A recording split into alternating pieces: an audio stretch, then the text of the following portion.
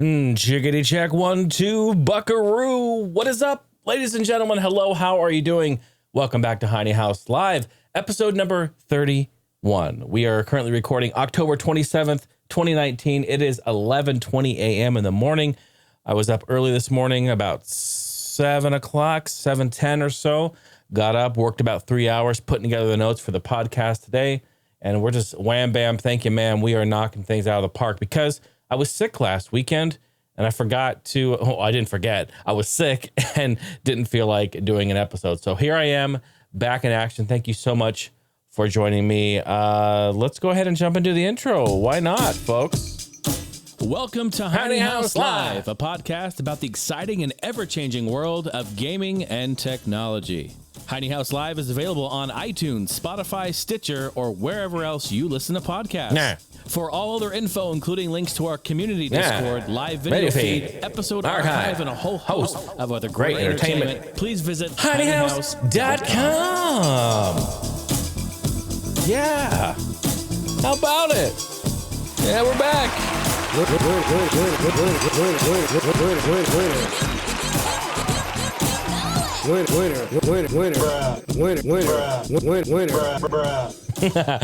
What's up, folks? Welcome back to the podcast. Again, this is the show where I talk about everything gaming, retro modern gaming. I talk about some tech stuff, talk about some life things, some random stuff. Whatever happens.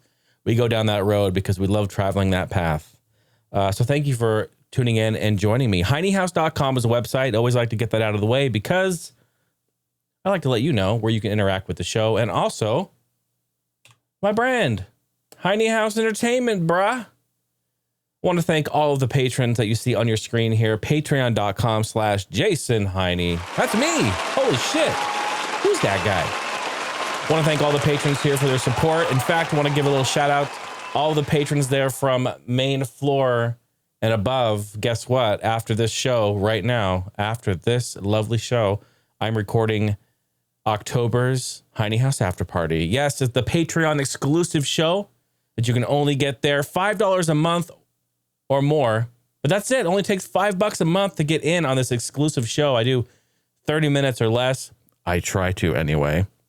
It ends up, being whatever is whatever. But I do a 30-minute segment. Last month was an hour and 45-minute eBay episode. But hey, that's okay. It's okay because you guys deserve it. And I don't hold back. I talk about things that I want to talk about more in depth, maybe things I want to discuss in great detail. But this week, actually, I'm really excited because I'm going to be doing a lesson. Yes, we'll talk about it more in the after party. I won't go into it here, but I'm doing a lesson on audio. I'm going to start doing that for you guys. I think this will be a lot of fun. Talk about different audio formats, lossless, lossy, talk about different formats, talk about what's good and bad, and some of my recommendations. Only on Patreon. Pretty cool. I've been wanting to do this actually for a long time. Very, very cool to be doing that now. So patreon.com/Jason Heine. Check it out. Get in. If you're seeing this right now, sorry, you have to go. Those are the rules. If you're seeing this slide and you're hearing my voice, you're already in. Yep, you're already there. Thank you. No, I love you guys. Thank you for your support. We're going to jump into the episode because I got some random news. I've got This Week in Gaming History. I didn't forget this time. And then also I have some tech news. And then we're going to wrap it up, put a pretty little bow on it. Let me start my timer. I already fucked up. I try to keep the shows right around an hour. All right. I try to anyway. What have I been playing recently? Yeah, I've been playing a lot with my racing wheel on the PC. You guys, if you follow me on twitch.tv/HeineHouse, the Heine House rather, you will know that I've been playing a lot with the wheel. I've been doing some Baja. So much fun. I've been doing Grid 2019. So much fun. American Truck Simulator is right around the corner. They just released Utah. There's a bunch of updates there. I'm fucking stoked. Oh my goodness. We're going to be playing there. Going to be having a good time. Cannot wait to jump back into some ATS. But yeah, I've been doing some Grid with the homies, Bido and Justin and Brandon, the whole crew. Been a lot of fun. And Call of Duty Modern Warfare just released yesterday or 2 days. No, 2 days ago. And I just got it this morning. I purchased it. And because it's like 180 gigs download, like what the fuck, bro? So I started the download, took like 3 hours to download. And so it's still going, whatever. It'll be there all day. I don't know. But I'm excited to jump into that. People are saying it's amazing. To be honest, I'm excited for it. I haven't been this excited for a Call of Duty game in many, many moons. So this is exciting. I'm going to jump in. We got some co-op in there. The campaign, although short from what I hear it's amazing. It's edgy. It's rigid. The story's really good. Voice acting's on par. Like a classic, great Call of Duty game. I'm excited to jump in and play that. So that's what I've been playing recently. Some Grid, some Baja Edge of Control, some fucking Baja. So fun.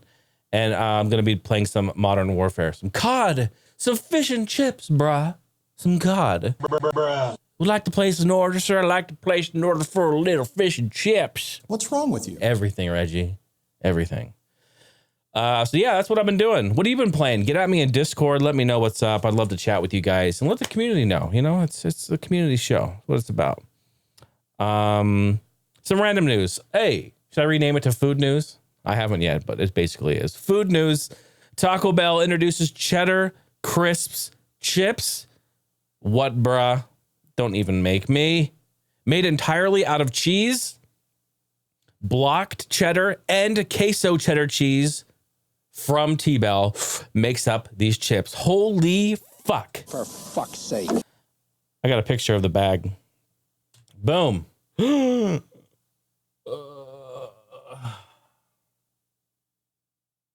Just gonna let that marinate for a minute for you guys who are seeing it on the video feed on YouTube.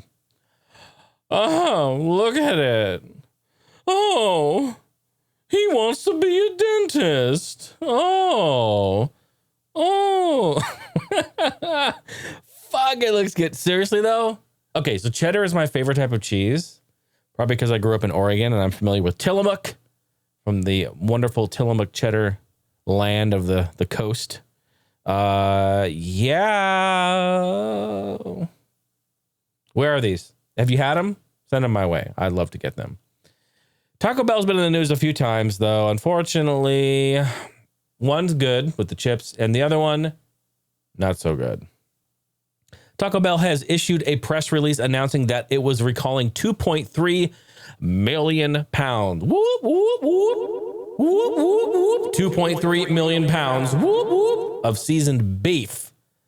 It's not what's for dinner anymore. It's from the restaurants and distribution centers. The recall was prompted when a customer said they found metal shavings.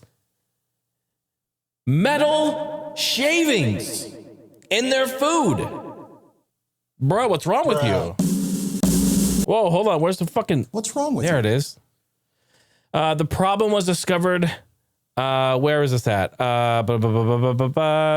Ensure safety of the guest. The company immediately went to the supplier, shut down the supply chain, stopped all the trucks, called all the restaurants, and they're issuing a recall 2.3 million pounds of beef.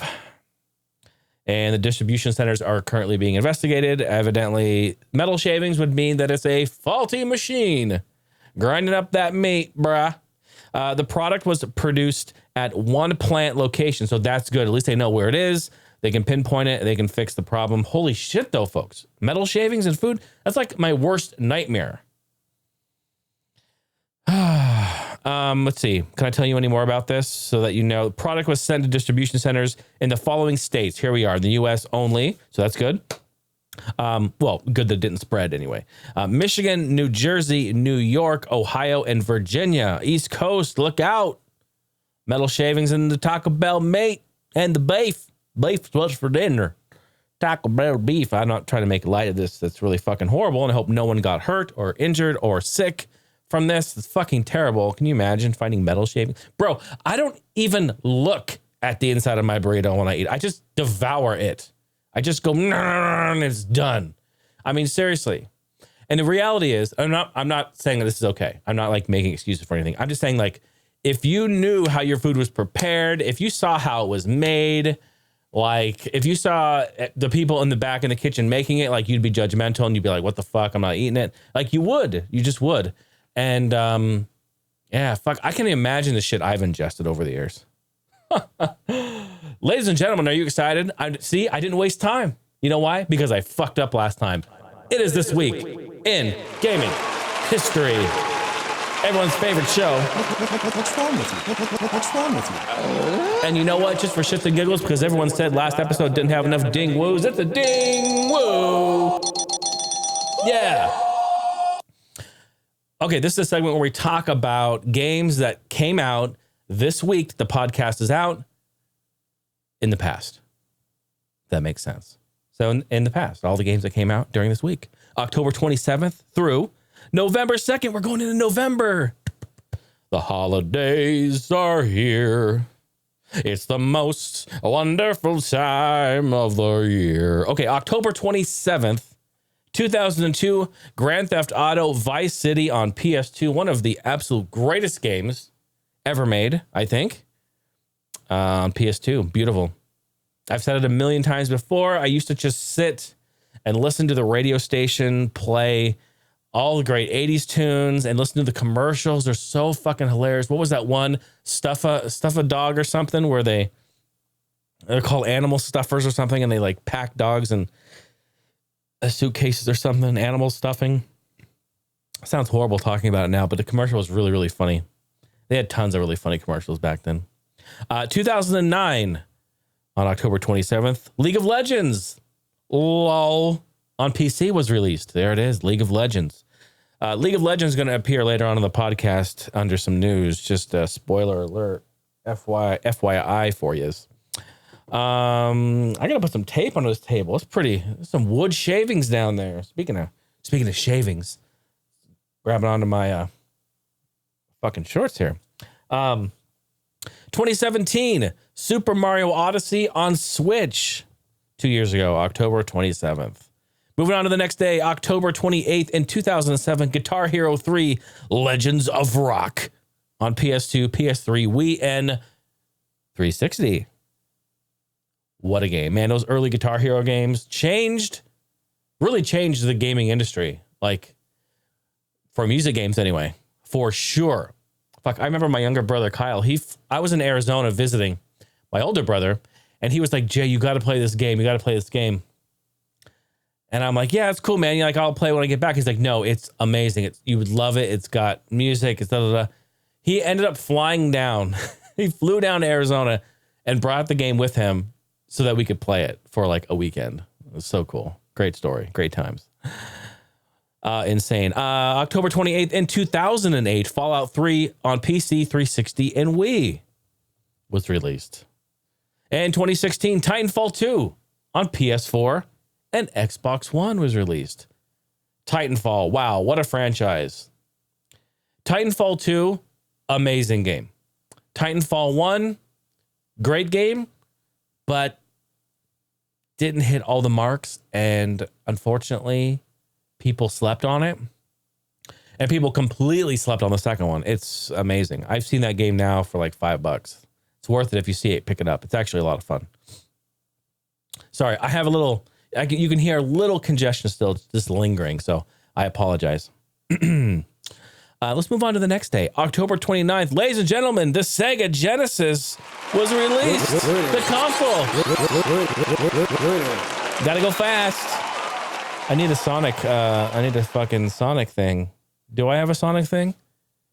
I deserve Sonic. Let's see. What else is in here? Horn?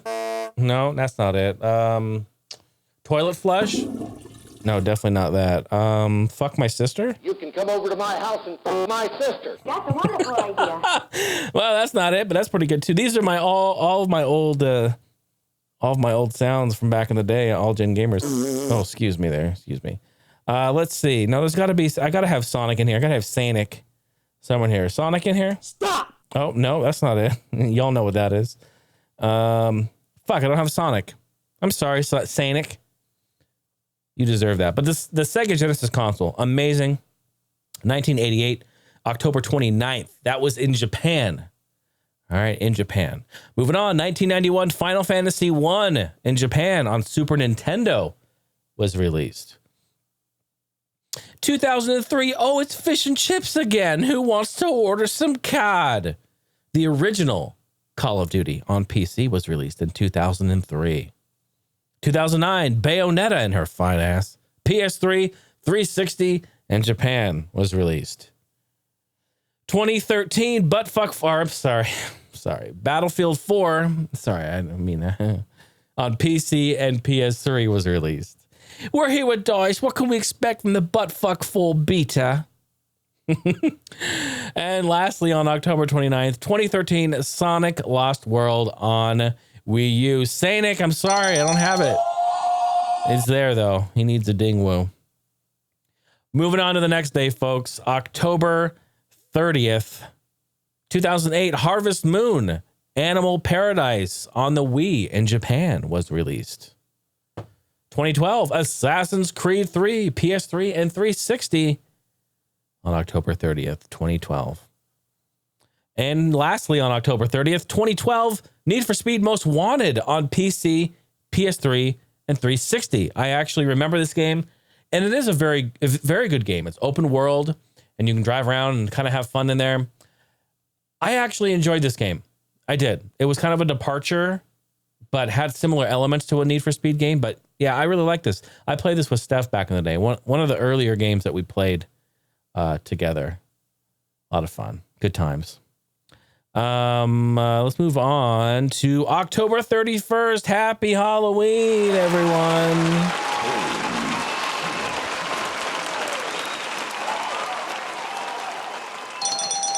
There it is, the dingwoo.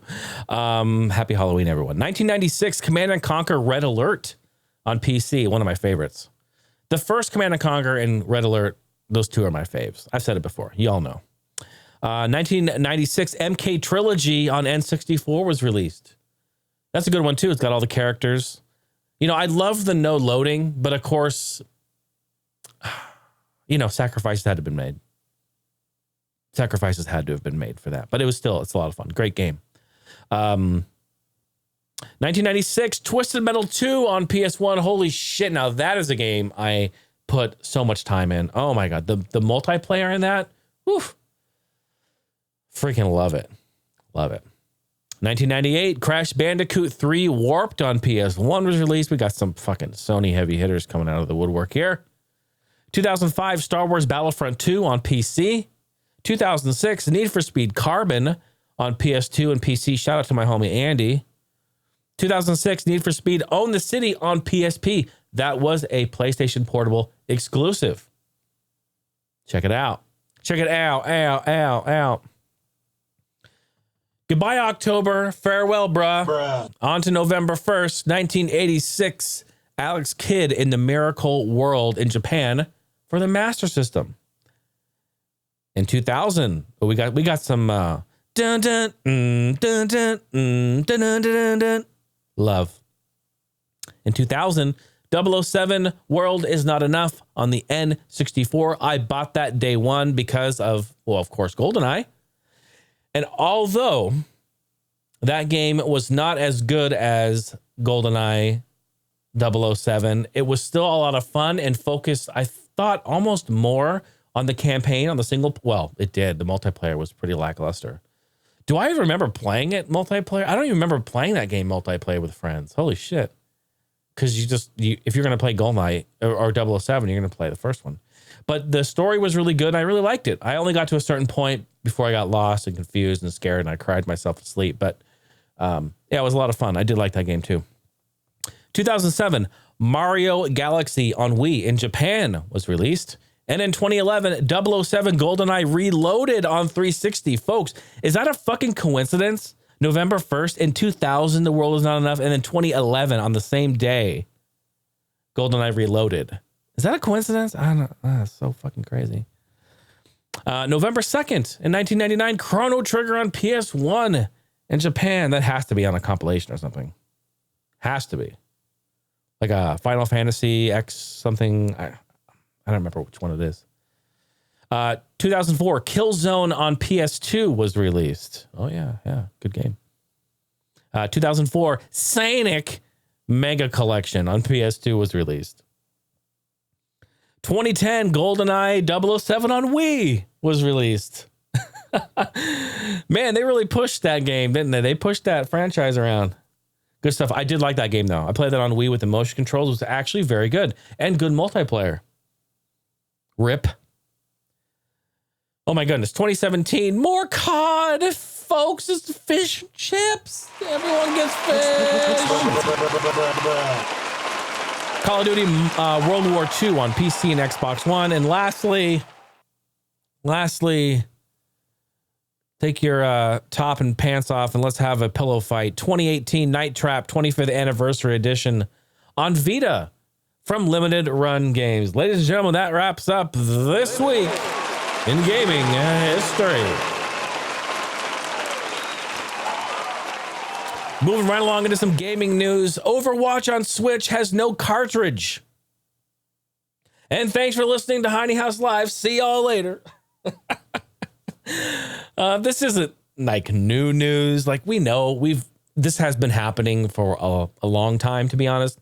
But yeah, you just basically you buy the physical cartridge. You buy the physical case. We saw it last night at Walmart. We were passing through. You buy the case, you open it up, and it's a piece of paper with a download code. You go on your Switch, go to the online store, redeem code, boom, it downloads. You might as well just buy it from the e-store and call it a day, unless you really want that box. And this has been happening for a long time, and they're not the first ones to do it. I just want to let you know, yeah, there's no cartridge in there. And why would there be? I mean, I'm not saying that this is great. I'm just saying that why would there be? It's an online game only. It has lots of downloads and patches. It was built to be download only from the beginning, so this is no change. It's just letting you know that on Switch, there's no cartridge. Microsoft Flight Simulator 2020 might get VR due to fan feedback. They are listening to the fans. This is huge news. And I will say, folks, for an upcoming game that I'm really excited for, Microsoft Flight Simulator 2020, please go to YouTube and start looking up some footage of this game. I don't have enough time on this podcast to talk about it, but I am fucking stoked. I have played some Microsoft Flight Sim games back in the day, and I'll be honest, they're rough. Some of them are really, really rough. I am really excited about this one because of just the technology, how far we've come, the way it looks. We have so many choices for input now on the PC. Oh, I'm so excited. I have some text here that I copied over from the article. Right after E3 and the trailer of this game came out, so many people, excuse me, man, stove up here. Right after the trailer at E3, a lot of people were making the assumption that, oh yeah, this better have VR. It has to have VR. You almost think like a flight simulator game, like VR would go hand in hand. Well, they did say that VR wasn't in the works for it. Like they heard people, but they said, yeah, it's not really in the works though.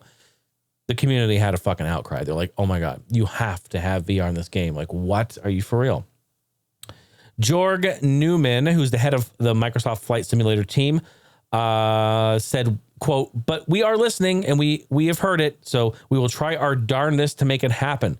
Whether or not we're going to pull it off for launch, we can't commit to that at this point in time, but we are aware of the desire. And given that we genuinely want to make the sim that simmers want, we will try to prioritize that over things. So that's huge. Them saying like, yeah, we hear you. All right, we'll take the VR and prioritize that higher on the list. That's really, really great.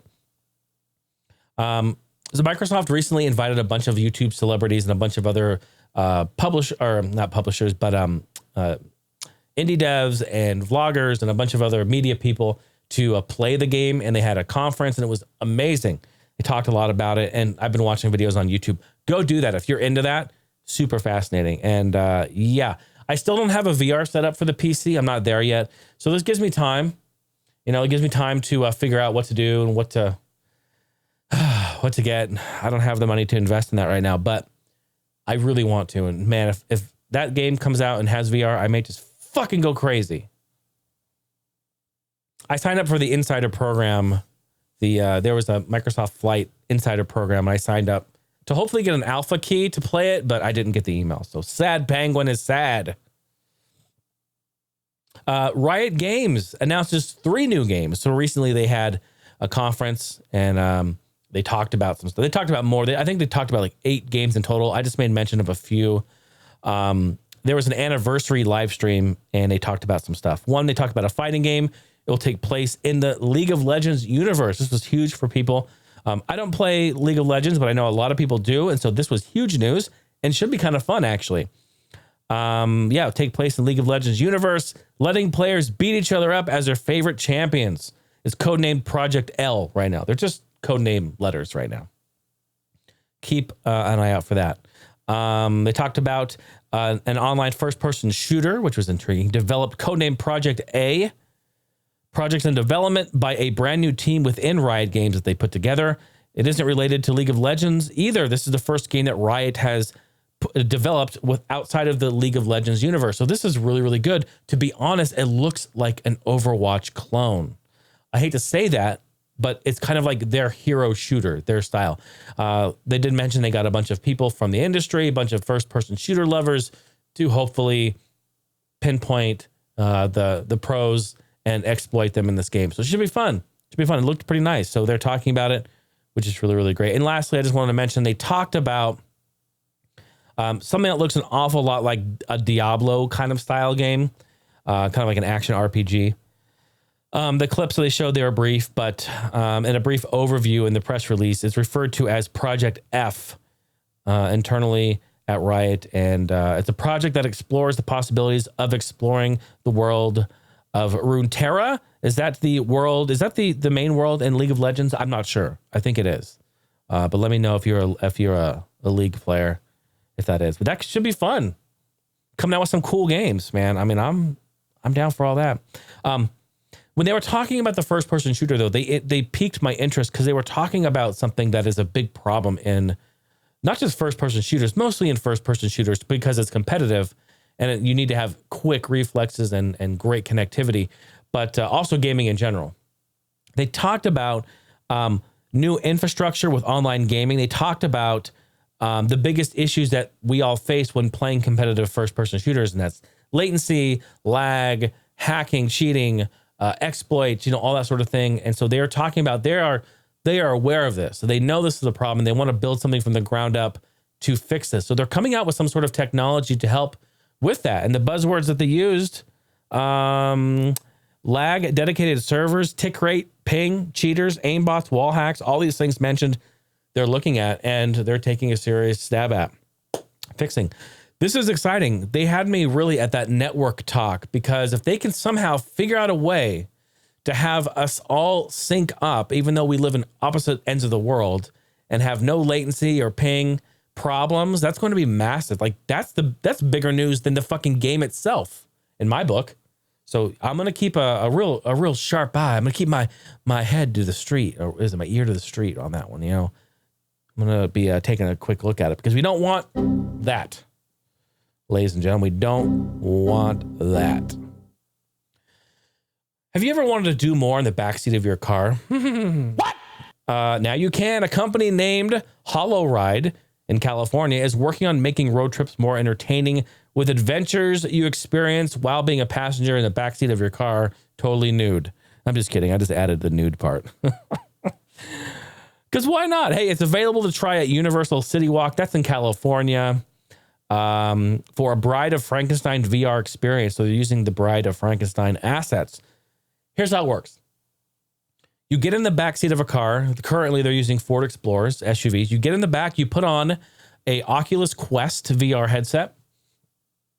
You start the game. There's a driver in the front. They begin to drive. The game itself and the vehicle itself, between its throttle and its turning, everything is synced together. So in the game, when the car turns, you turn in the game. And when you accelerate, you move faster. When you slow down, the game slows down. You're basically playing a virtual reality on-rails shooter is what it looked like to me, with everything synced up. And they say that this is going to change basically road tripping. It's going to change in-car entertainment forever. And I can see that happening. They said that because the car movement is synced up completely to the VR in the game, it cuts down on motion sickness. Not saying that you won't have it, but it does cut down on that. So I'd be interested to try it. I mean, I'm down. I'm down to try it. So yeah, very, very cool. Hollow Ride is the name of the company. Something to look out for. The company Analog, who releases those amazing, I don't want to call them clone consoles, but because they're basically built from the ground up, like the Nintendo and Super Nintendo, the analog consoles. Well, they are releasing a analog pocket. It is a Game Boy console, or I guess I should say Game Boy / others, because it plays some other carts as well. Man, excuse me. If you were hoping, if you were praying that Nintendo would release a handheld like the Nintendo Classic or the Super Nintendo Classic or Sega and their amazing Genesis Classic, if you were hoping that Nintendo would release a handheld, wish in one hand and shit in the other and see what fills up first. I guarantee you it will be the shit. Because they're not going to do it. But analog is here. Pocket. Analog Pocket. Man, this thing looks fantastic. In the case of the new Analog Pocket, there are actually 2 FPGAs inside, one that emulates classic handheld consoles, including Game Boy, Game Boy Color, Game Boy Advance, whose cartridges all can be slotted in the back, as well as Sega Game Gear, Lynx, Neo Geo Pocket Color, where those cartridges do require an adapter, but will work. There's the other FPGA, and they will allow developers to transform the Analog Pocket into their own portable devices, and they can develop games for it. So we are excited to see what games will be developed for this. How fucking cool. The Analog Pocket includes a 3.5-inch backlit LCD screen with a resolution of 1600 by 1440. Holy fuck. So titles from systems with wider screens like Game Boy Advance will require letterboxing, but original Game Boy games will fit perfectly and look really, really nice. Now, here's the kicker. I was all like, yeah, that's cool, whatever. I was excited. I was even more excited when this news dropped. Like the Switch, the Analog Pocket will be able to dock. The dock is sold separately, of course, but will be able to be docked to your TV over HDMI so that the games can play and be enjoyed on the giant screen. Yes, the idea of playing Game Boy games that originally had a resolution of 160 by 144 on a 4K TV with over 8.5 million pixels seems crazy, but imagine what that'd be like. You can also dock controllers, Bluetooth controllers, that sort of thing, which is huge. So you can dock the thing, boom, plug in a Bluetooth controller, boom, sit on your couch, totally nude, and play Game Boy Advance games to your heart's desire. Releasing sometime in 2020 with a retail price of $200. It's a steep one, but remember, you got to get that dock and some other accessories. So it's going to be probably $230 to, I'd say $250 price tag. That's an expensive one. That's more than a Switch. Or Switch Mini, anyway. But Analog makes top tier pieces of gear. I have some pictures to show yous. If I can fucking zoom in. Let's go. Zoom in on this bitch. Oh my goodness. What are you doing, iPad? Thank you. Sorry about the delay. Jesus. That is a sexy ass machine. When you say, look at that. I love it. Very sleek, all black, kind of a matte finish. Oof, thin. Looks like kind of the footprint of like the Game Boy, like the original Game Boy, but way thin, like thin as your cell phone. And then the back of it has L and R buttons on the top there. You can see, and I bet you on the back is where all the cartridges going right in the top. But that's sexy. I like it. Like it a whole bunch. Yeah, man, that's fantastic. One of the largest bulk gaming deals ever to have been purchased, I think, was just made recently. I saw this article on Kotaku, a $1.2 million buy from some dentist who wanted to have like the most rare video game collection ever and like compiled games from 3 different dudes who have been collecting for over combined total of like 50 years of gaming. What? Yeah, this is a weird article, and I wanted to read this because I wanted to just make a quick note about it. A dentist named Eric Nayerman sunk a cool $1.2 million on some first edition completely factory sealed games in September. Washington Post talked more about this. Kotaku also reported on this today. It was one of the biggest money sales in gaming history. Yeah, I bet. 1.2. I mean, dude, gamers don't have that kind of fucking money. 40 factory sealed Nintendo games in the $1 Million Haul, all of which were assembled by 3 collectors who took 52 combined years to put them all together. In addition to the large purchase, many of the games are believed to be the only copies in existence. Okay, that would do it, but it wouldn't take you to the millions. What the fuck, dude? One of the few copies the games included is 1986's Mario Bros. Arcade version, the only known copy, 1985's Golf, and 1986's Balloon Fight, and 1986's Gumshoe, according to the Post. Neerman used to collect baseball cards and writes in the Post, it took far too much money, he said, to buy a single baseball card, and he was looking to form a collection that could rank as one of the best in the world. Neerman made the purchase to help a collectors group that in a creative twist calls themselves the Video Game Club.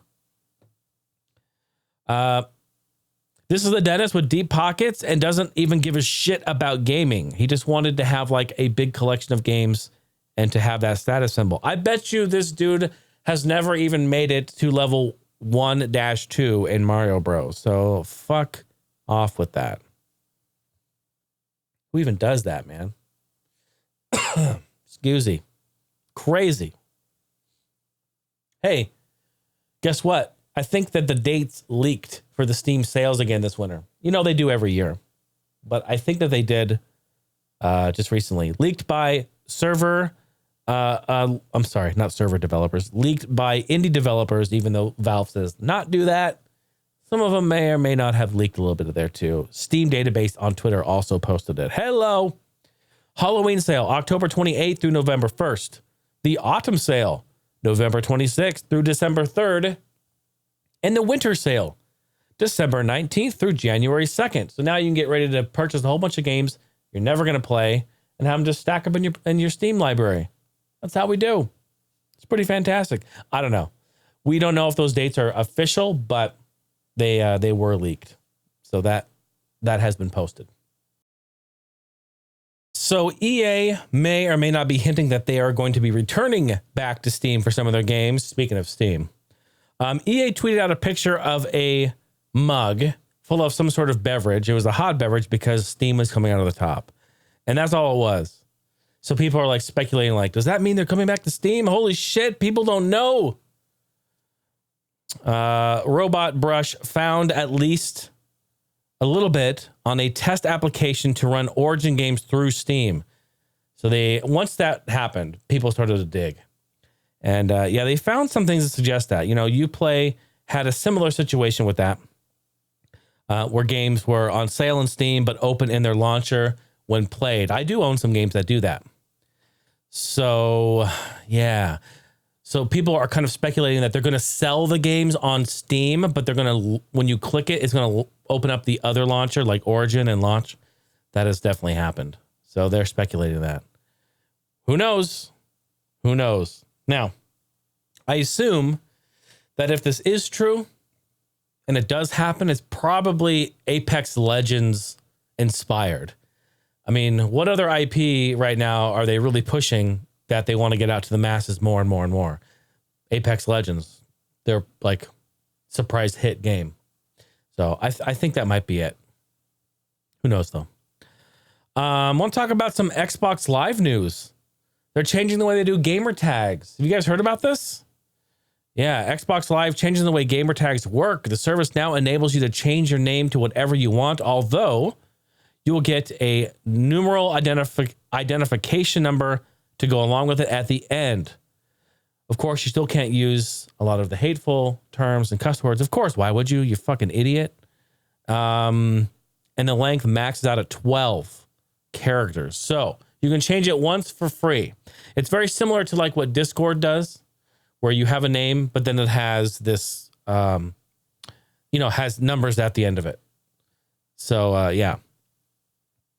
Like if you want to add me on Discord, my name on there is General Jason and then a bunch of numbers. I don't remember what they are, but it works the same way. So it's kind of nice. It allows you to get the name that you want. So you can, and it just assigns you that unique number. That's pretty cool. I like it. I do like that. It's pretty cool. So yeah, go on there. You want to change your name, switch it up. If you, if if you had like, you know, Hacksaws or for Hacksaws for Life 420, or maybe you had like Noob Sandwich 69. You know, what are some other gamer tags you may have had that you want to change? You know, Big Boner 42. You know, maybe you had 15-incher was your name. Maybe, I don't know. What's another good gamer tag name? Big and Floppy. That'd be a good gamer tag. What else is another good one? Who Let the Dogs Out? That's a pretty good one. Who Let the Dogs Out? 15, maybe. Yeah, that's a nice one. What are some other good gamer tags? I Eat Sandwiches Plain. That's that's a good one. I like that. 13-inch CRT. That's a good gamer tag.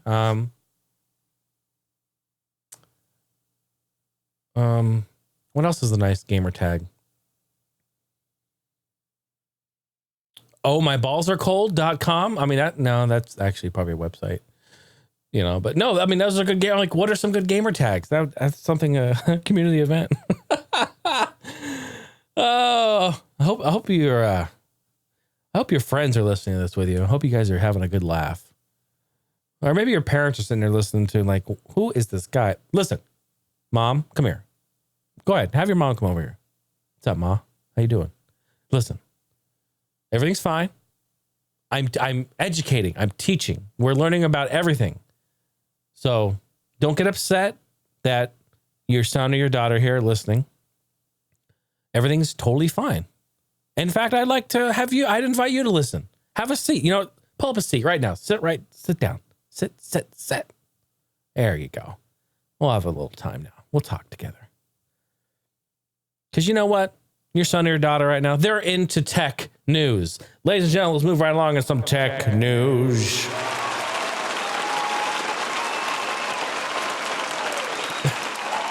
The Big Dangle 18. That's a good gamer tag. Oh my God, please. What are some good gamer tags?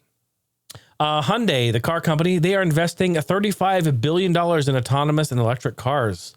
Yes, this is kind of a really interesting time for the automotive industry right now.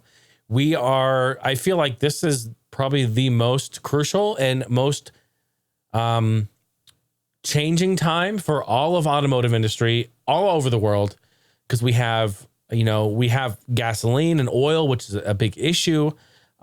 Renewable energy sources are being, talked about. They have been for years.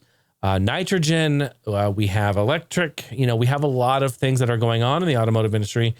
And these car manufacturers right now either have to jump on board and figure it out, or start developing right now, or they are going to get left behind, or they are going to lose out in this game. And it is really crucial. It's crucial. So Hyundai, they're going to be investing $35 billion by 2025 on this new project. They want to be the number one country for car competitiveness by 2030.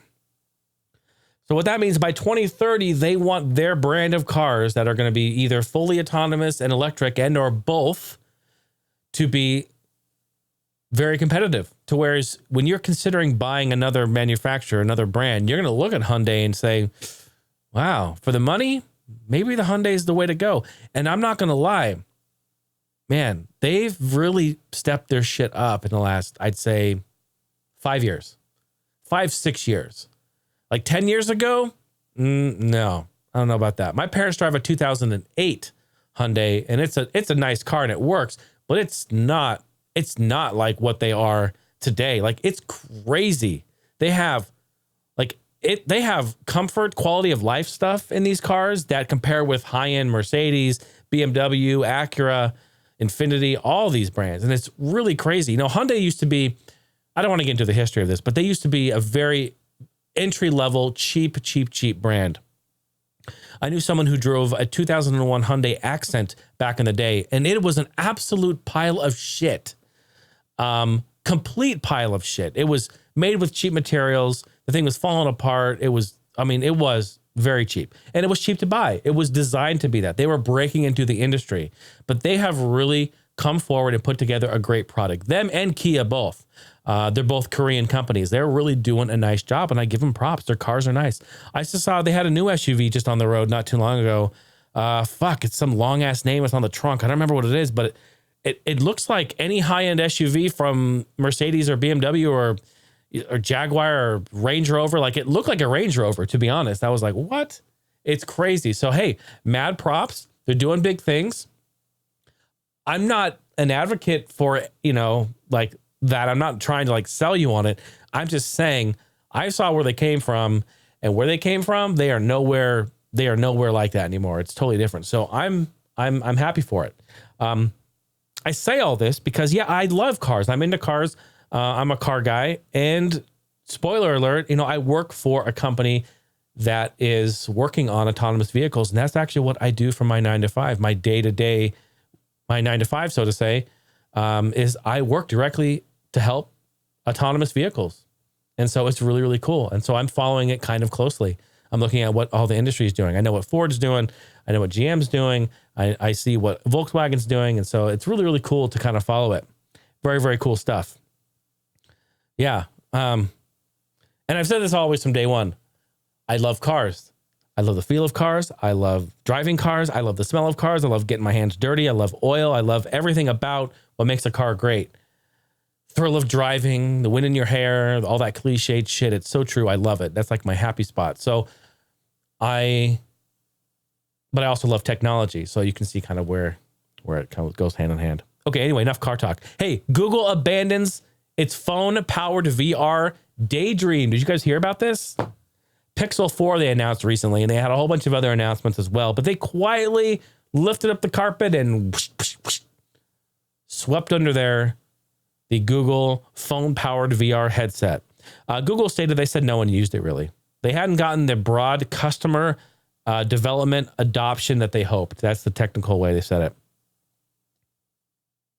So yeah, phone VR, it's kind of bottom tier anyway. If normal VR had problems getting off the ground, if people had issues getting that off the ground, and I don't even think, and I know VR is popular and people have it and it's exciting. It's a big investment, and I don't think that it is really like mainstream just yet. Like, not every house has one. It's not like a TV or a game console. So I don't think it's even hit that plateau yet. So if that hasn't yet, phone VR, which would be inferior anyway, that's going to be a problem. And I think they saw that, unfortunately. So they shut it down. They quietly tucked it under the carpet. And the apps and games are going to still be there, supported, but the actual headset itself, which looks like a Jay Leno jacket, by the way, will not be sold anymore. So, hey, there you go. It's no more than a daydream than it was a nightmare. NVIDIA Shield Pro was accidentally leaked on Amazon. NVIDIA Shield is a streaming device that allows you to watch your TV and or movies streamed from the internet. Kind of like an Amazon Fire or, all those devices, a Chromecast and a bunch of other things like that. But the NVIDIA Shield is definitely a high-end device, okay? So if you have a very expensive home theater and you need something to get down with your 4K and you need audio options, you maybe have Dolby Atmos, maybe you have surround sound system, you really want to have compatibility, this is probably a device you're going to want to go. You're not going to hook in a fucking Chromecast to your $20,000 home theater setup. All right. You're not going to do that. You're going to spend $250 and buy one of these. All right. Plus it's NVIDIA. So we know it's amazing. Good stuff. Plus the upgraded one. Now I say all this because it had it on the Amazon page. It has since been pulled. As of recording this, it's going to be released tomorrow. So it's not even out on their page yet, but the information was already pulled. The NVIDIA Shield is basically exactly like last generations. However, it does have a new processor, which increases its processing speed by 25%, which is great for video. Yeah, you're going to want that. It has the new Targa X1 Plus processor that replaces the standard X1. So 25% more faster in the processor speed. There's also a new bundled remote. So they've redone the remote there. It's kind of a odd triangular design. It's motion activated backlit buttons. It's very nice. I don't know about the triangle though. That's really trippy, man. Why not just make a flat controller? That's really weird. I don't want it on a table fucking laying there looking at me the whole time. That's really weird. isn't it? I don't know. What else does it have in there? It customizable menu button, backlit controls, yada yada yada. Now supports Dolby Vision HDR and digital Dolby Plus surround sound in addition to Atmos, which the old Shield did as well. But the new processor enables the NVIDIA what they're calling AI upscaling, which the company now offers a crisper, clearer video enhancement to 4K resolution in real time. So this is exciting. I wonder how that's going to look. I would love to see comparisons. I can't wait for this to be released and people to start posting about it. I want to see this AI upscaling, bruh. I want to see it. $200, releasing tomorrow, October 28th. I got a picture of it so you can see it. If I can get this fucking thing, I'll tell you what, my old iPad here needs a 25% CPU boost. I'll tell you that right now. Look at that. So yeah, the device is fucking text, go away. There we go. The device looks nice. Sits upright, flush.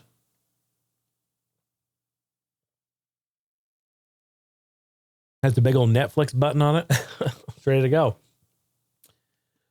And you can't really see the controller, but it's triangle. So when you lay it down, it has to lay on one side or the other. Why? That's weird. I don't know. Maybe put it in practical use and we'll see. Who knows? Motorola. Now, we've been hearing rumors of probably the last 2 or 3 years about the Razr coming back. Remember, we have. I know. It's not new news, but they teased it. Yes, Motorola actually fucking teased it. Motorola Razr might be making a comeback. Not going to lie, kind of excited. Although I hate flip phones, I'm still excited. I had a Razr. Loved it. For the most part. Moto teased Razr V3 recently with a release date of November 13th. Wow, right around the corner. And I'm kind of interested in that. I'm not really a fan of flip phones. I always break them, especially when they have the antenna. Remember when they had the antennas stick out of them? I always fucking broke them. Because you put them in your pocket, right? Your phone would be in your pocket. You'd sit, it'd crack. Oh my gosh, I've had reception issues, all kinds of crap. I upgraded from the Razr to the Sliver, SLVR, the Sliver. Remember that phone? It was, wow. It was actually the very first phone ever created in conjunction with Apple support, and it had iTunes on it, if you remember. It was the first phone that I could plug into my computer and drag my iTunes music over to it and play it from my phone. And I'm going to blow you guys' mind because you're going to think I'm crazy and out of control, which you probably already do anyway. But a long time ago, so I bought the phone, I had it, and then I didn't want the phone. Like if I broke my phone, I wanted another one, but I knew that they would be sold out or not made anymore. I bought a second one and it's still in the box and I have it. And all of my Nokia phones, I still have all those too. Oh my God. I can't believe I'm admitting this. Okay, might as well. Cat's out of the bag. Do you guys want to see? I want you to tell me. I want you to let me know. Maybe I'll do it. Maybe I'll do it on a fucking after party because it's going to take a little while. Do you want to see my old 90s/2000s phone collection? I have all those face plates and I have batteries that are light up and I have a completely see-through Nokia phone with all these parts. Oh man, I got a story. I got a whole story about that, dude. I used to slang fucking cell phone parts at high school. I used to sell them and make money at school. I probably could have been busted for that. But anyway, do you want to Heine House after party? That could be a really cool episode. If you want to hear that and see him, I can show him off. Let me know. If not, hey, no harm, no foul. Motorola Razr V3. I'm excited to see it. Bring it on, Motorola. Let's see what you got. Speaking of phones, maybe you want a new phone case. Are you looking for a new phone case? You could be. Are you looking for a phone case made of fake flesh? What, bruh? No, you sick fuck. What are you doing? Marc Tessier at Telecom Paris in France and his colleagues are seriously developing a disturbing phone case that mimics the squishy haptics of human skin. It will be able to detect and respond to every stroke, poke, and tickle like real skin would receive from fingers. Oh my God. They are developing this with potential applications that are not kinky. However, I bet you people will make a whole bunch of apps that are kinky for it. These, oh my God, these are called, what are they called? Skin on interface. That's what they're calling it. Skin on interface. Okay, hold on. Let me pull up I didn't pull up a picture, and I should have done that. I just forgot to. Skin on interface. Think about that. So think about your phone. You have your phone there, and then the back of it is skin. Like fake skin. I guess kind of like rubbery skin, maybe. You guys have to see this shit. I'm pulling up a picture. I don't even know what I'm doing. Why am I doing this? I'm doing it because I love you, and you have to see. Everyone has to see this. Oh my God. Oh my God. What do I do? Which picture? Okay, I'll just pull up the first one I see here. Oh my gosh. What do I do? What is up with the other pictures in here? Oh my gosh. Should we look at these? What is this? An ear? A finger? Oh, this is trippy. I better be careful what I show here. But look at that phone case. It is of fake human skin. Oh, that's messed up. Can you imagine? I mean, ew, I don't know about that. Would you buy one of those? Don't get kinky with it. Don't. Stop it. Get some help. Stop it. Stop it. Get some help. The jokes are rolling in, though, that's for sure. The jokes are rolling in. Someone said, this is the first time seeing the new iPhone in the flesh. Someone said, I want one with the nipple. Someone said, looks like phony baloney. And lastly, someone said, it looks like they're currently really trying to flesh it out. Stop it. Get some help. Get some help. Ladies and gentlemen, that is the show. We're going to move right along here at the end and just remind you that you can give me a call. You can leave me a voicemail and I will play it right here on the show. I don't have any this week. It's all good. But hey, hit me up if you want to talk about cell phones, you want to talk about gaming, you want to talk about things that you're playing, you want to talk about something that's going on, you have a question for me, you want to talk about anything, let's chat. 503-908-5490. That is my phone number. Call it. You'll hear me. Hey, thanks for calling. Leave me a voicemail. Beep. And then all you do is leave me a voicemail. Just like old school days. You know what? Call from a landline. Fuck it. Let's do it. Let's take it old school. 503-908-5490. And lastly, 503-908-5490 is the number. I have an update on the community event. Every 2 weeks, we've done a community event for Discord, and where I give you a hashtag, you interpret that hashtag as you will and post a picture with that hashtag in our Discord. And then I hop over here and talk about it and we have fun. But you know what I'm going to do? I've had people write me and say, 2 weeks is not enough time. I'm just getting around to the podcast. I understand. You know, people don't have time to sit there.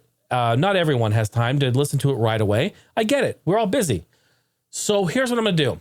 I think doing the community event per month makes a lot of sense. What do you think? I think a month's time is enough for everyone to hear the episode that comes out that month and just know that whatever episode comes out at the beginning of the month and the episode that comes out at the end of the month, during that time, you didn't miss anything with the community event. It's all going to be the same.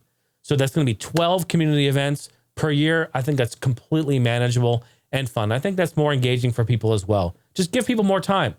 But I want you to be able to engage. I've had people come back after the fact and be like, oh, here's it from last week or last 2 weeks. I'm just getting around.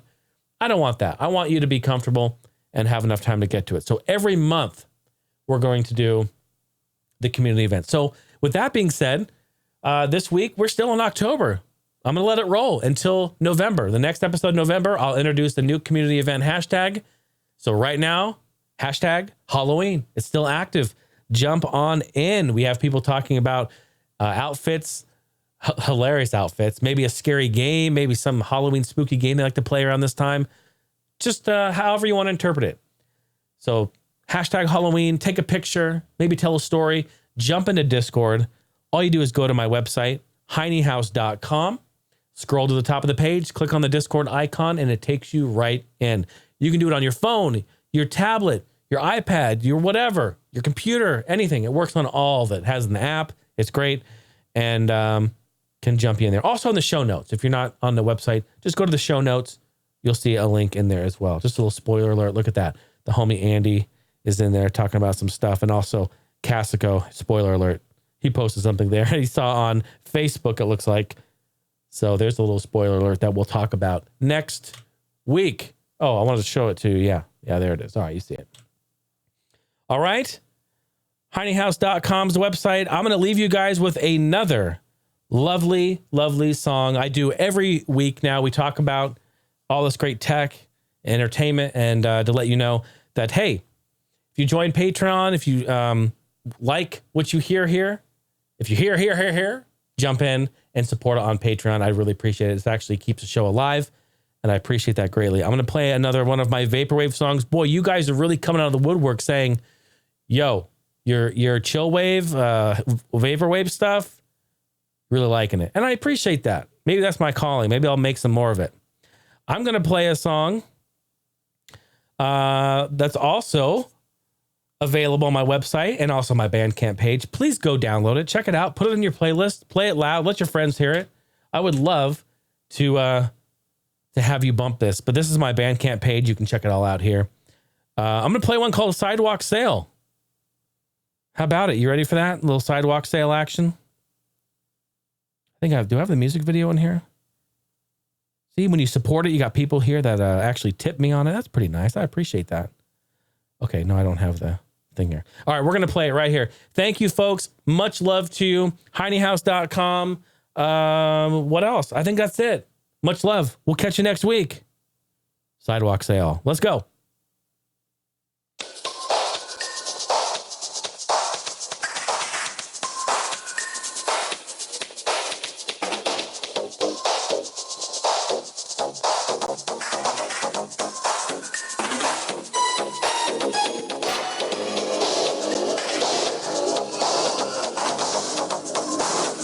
I mean, you know how I do.